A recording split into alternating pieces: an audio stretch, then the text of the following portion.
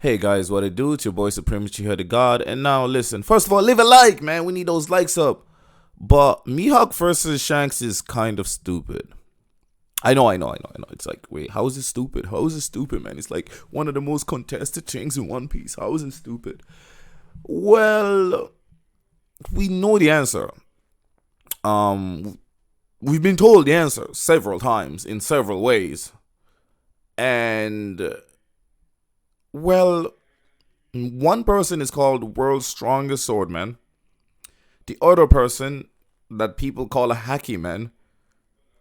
Every time we've seen him fight, he uses his sword. Right? And the same man that fights and uses his sword and has red hair, has scars in his eye, which he got from Blackbeard, and has lost an arm. Because he wanted to showcase Luffy a lesson or whatever. The other guy is known as the world's strongest swordman, walks around topless basically, has zero visible scars, injuries, blemishes. My dude is in pristine condition like he's never fought a day in his life.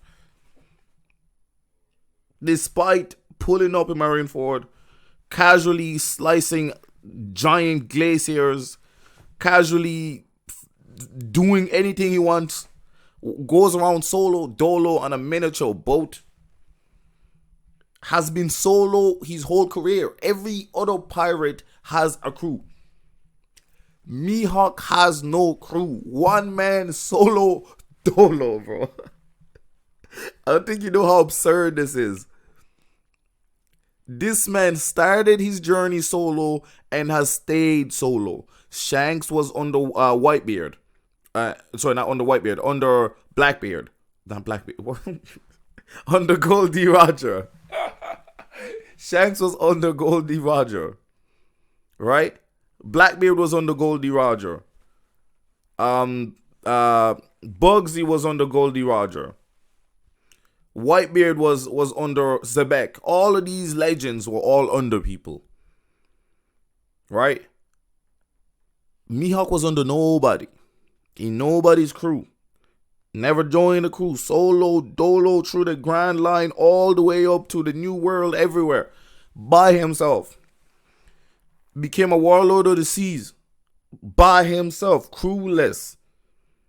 Was chilling out in the middle of a fucking deserted island with a bunch of fighting gorillas. That's Mihawk, bro. Chilling. They said to have sparred before.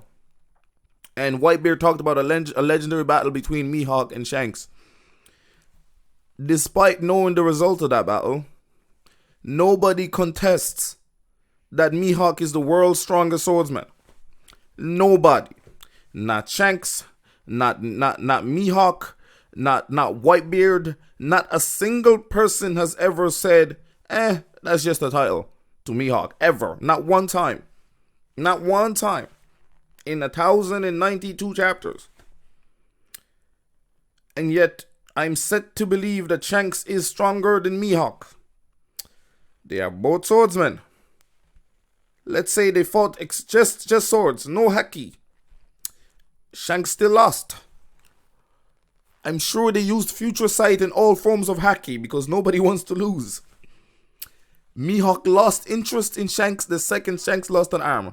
Because it probably means that Shanks gave Mihawk the toughest battles. The toughest sparring sessions. But guess what? Mihawk still won them. Because guess who still holds the title as the world's strongest? And we know his values. We know he's like Zoro. Zoro would not accept that title until he beats Mihawk. Not Shanks.